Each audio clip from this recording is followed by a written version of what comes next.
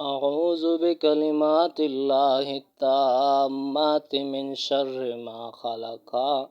ترجمہ: میں اللہ تعالیٰ کے تمام کلمات یعنی اسماء و صفات کی پناہ میں آتا ہوں، اس کی پیدا کردہ تمام چیزوں کے شر سے۔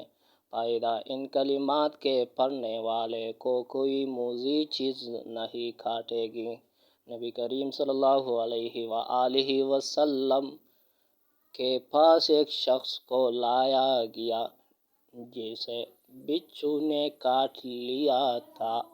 آپ صلی اللہ علیہ وآلہ وسلم نے فرمایا، اگر یہ مذکورہ کلمات پڑھ لیتا تو اسے بچھو نقصان نہیں پہنچاتا۔ حدیث کے راوی حضرت سہیل بن صالح رحمۃ اللہ علیہ فرماتے ہیں کہ ہمارے گھر والوں نے یہ کلمات سیکھ لیے تھے اور روزانہ پڑھتے تھے۔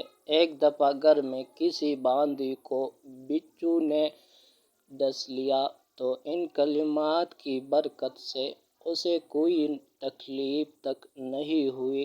حضرت ابو ہریرہ رضی اللہ تعالی عنہ نے نبی کریم صلی اللہ علیہ وآلہ وسلم کا یہ ارشاد نقل فرماتے ہیں، من استفتح اول نہارہ وختمہ بالخیر قال اللہ عز وجل لملائکتہ الغوا لا تکتبوا علی عبدی ما بین ذلک من الذنوب۔